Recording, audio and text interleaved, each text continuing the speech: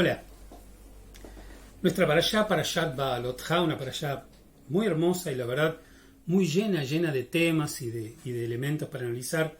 Obviamente nosotros, como siempre, elegiremos uno y lo vamos a compartir. Uno de los temas centrales que trae nuestra parashá tiene que ver con el tema de los levitas.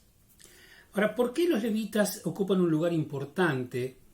Bueno, primero porque eran, por un lado, los asistentes de los sacerdotes, de los Kohanim. A la sazón los Kohanim también eran miembros de la tribu de Leví, de ahí levitas, pero por supuesto tenían rol sacerdotal mucho más importante, mucho más elevado.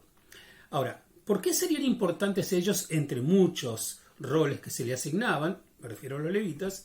El hecho de que los sacerdotes en general tenían una actitud, quizás por todo el tema de la santidad, probablemente, o por otros hechos que tienen que ver con su rol, con su oficio, ¿no?, dentro del pueblo de Israel, estaban como más elevados. Por ejemplo, un sacerdote no se podía casar con cualquier persona, mucho menos cuando hablamos del Cohen Gadol, del sumo sacerdote.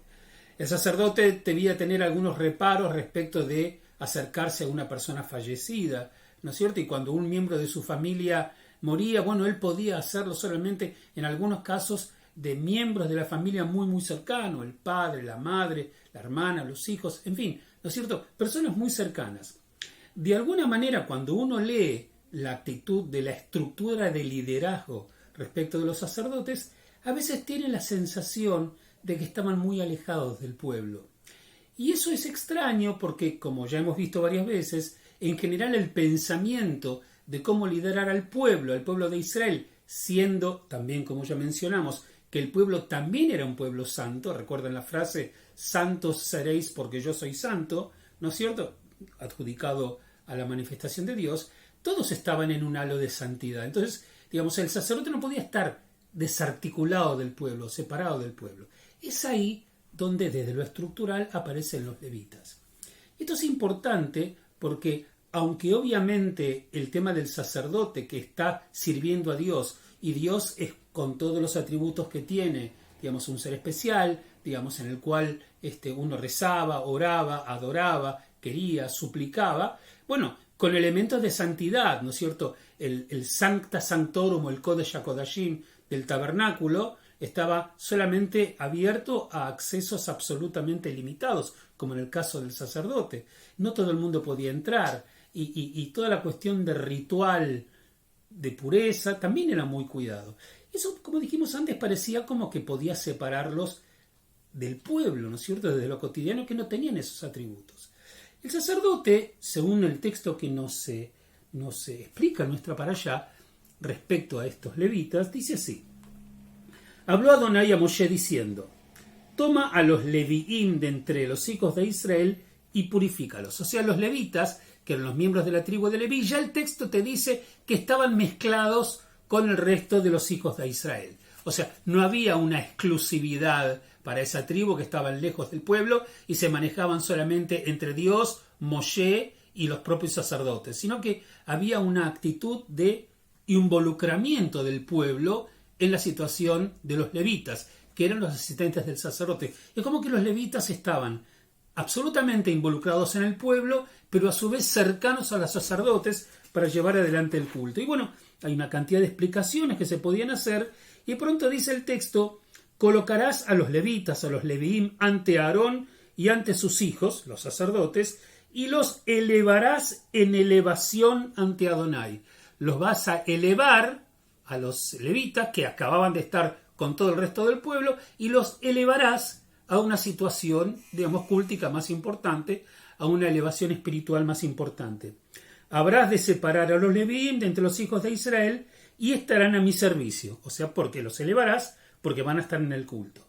Pero de pronto el texto dice, ya que donados son ellos para mí de entre los hijos de Israel, en sustitución de todo el que abre matriz, todo primogénito de los hijos de Israel, los he tomado a ellos para mí.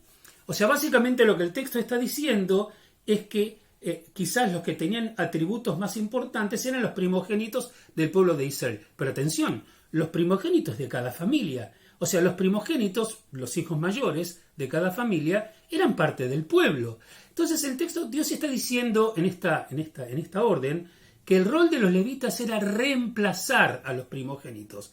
Como sabemos, los primogénitos siempre estaban consagrados a Dios, había que redimir de esa posesión sacerdotal a los primogénitos, ¿no? Tanto de seres humanos a veces como animales también, ¿no? En otro texto algún día lo volveremos a ver, pero en el sentido de que los levitas vienen a reemplazar a los primogénitos. Es como si estuviese diciendo, los levitas tienen un rol de ser elevados, pero al mismo tiempo todo el tiempo están representando al pueblo.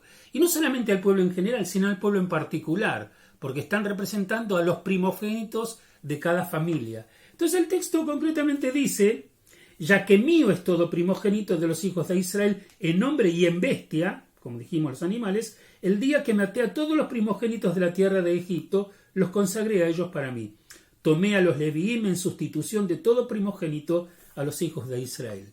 Y concluye el texto diciendo, para mostrar todo el anclaje del levita en el seno del pueblo, y dice, y con respecto al tema de los Leviim, a la edad de 25 años para arriba, vendrá a prestar servicio en el ejército de los levitas, de los quienes estaban involucrados en el culto, en servicio de la tienda de reunión. Y a la edad de 50 años volverá de prestar servicio y no habrá de servir más. ¿Y qué hará ese levita? Nada, dice el texto, y auxiliará a sus hermanos de la tienda de reunión para cuidar en la custodia, mas servicio no habrá de prestar. Así habrás de hacer a los leviim en sus guardias, en sus turnos. O sea, concretamente, los levitas se elevan para asistir al sacerdote, que está allá cumpliendo el rol importante, digamos, central en las cuestiones culticas, pero a su vez tiene el anclaje en el pueblo todo el tiempo, al punto tal que lo está representando. De 25 años para arriba prestará servicio y a los 50 años vuelve a ser parte del pueblo. Y no hace nada más, no, sigue trabajando. A veces cuando se mudaban o se movían el tabernáculo había que cargar cosas, ¿no es cierto? Obviamente había que deshacer. El tabernáculo era una tienda de reunión muy rica, muy linda, pero finalmente era una tienda, una carpa. Había que deshacerla y llevar adelante. Y ahí estaban los levitas colaborando, trabajando como parte del pueblo que en realidad era lo que eran, como dice el texto, sustituyendo a los primogénitos de toda la generalidad de Israel. Yo lo que rescato de esto es que hay una estructura de liderazgo que no olvida las bases. ¿Sí? Inclusive un poquito antes en el texto, cuando estos levitas se consagraban, estaban frente a los sacerdotes, por supuesto, frente a Dios, por supuesto, pero frente al pueblo de Israel que extendían sus manos para bendecirlos.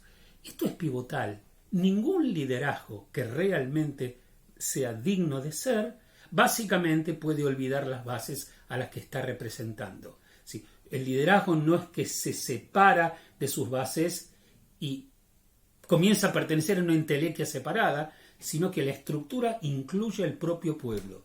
Y los levitas, de manera esencial, cumplían con ese rol. Ojalá que los liderazgos que nos toque a nosotros participar, o ser parte, o en fin, o nosotros como liderados, podamos disfrutar de esta sensibilidad particular que nos está mostrando de dónde surge el liderazgo y finalmente los líderes a quien le deben su respeto y su consideración. Shabbat Shalom para todos.